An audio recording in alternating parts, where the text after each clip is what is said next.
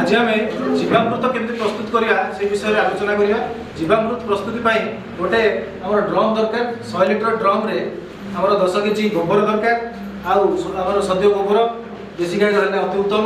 जमी देशी गाई आम मूत्र एवं ता छड़ा आम चना डाली गुंड बा बेसन गोटे आम 2 किलो आउ गुड़ 2 किलो दरकार। ये 100 लिटर ड्रम पाई जेहेतु ये 50 लिटर ड्रम अच्छी तेणु आम सब अधा अधा परिमाण नहीं आमर यही 5 केजी गोबर एवं आउ 5 लिटर आमर गोमूत्र यहाँ ढला गला आम कौन करवा भल भाव में गोलैवा ये काठर गोटे बाड़ी साहय भल भाव गोलैवा। गोलैला आम कौन करवा 10 मिनट गोलैला आम बेसन 1 किलो ए पकईकि आम पुणी से गोलैवा। तापर कौन करवा आम गुड़ 1 किलो गुड़ से पकईकि आम गोलैवा। ये गोलैला भल भाव में मिसला पर्यटन गोलैवा। तापर आम कौन करवा ढांकुणीटा देदबा। यही ढांकुणीटा केते दिन दिज्व ना 7 दिन दिज्व।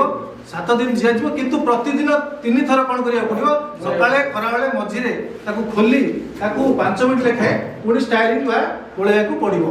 एमती 1 एकर जमी पाई आम केते थर प्रयोग करि परिबा। आम जमी रे गोटे फसल रे 3 थर प्रयोग करिबा।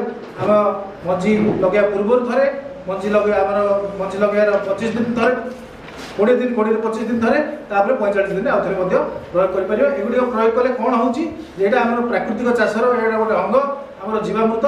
एम कौन ये कौन प्रयोग कले कौन लाभ होती माइक्रोबियल काउंट बा बेनिफिशियल माइक्रो ऑर्गेनिज्म माटी बढ़ुची उपकारी जीवाणु बढ़ुची जिया संख्या बढ़ुची माटी अंगारक आमर जबखारजान फस्फरस पोटास एवं अणुसार बढ़ुची आमर जिया बढ़िया द्वारा आमर एरेसन ठीक होची वायु चलाचल ठीक होची वायु चलाचल ठीक होची ता छड़ा हमर जिया तळ लेयर रु ऊपर लेयर मध्य हमर न्यूट्रिएंट ऊपर को आसुची।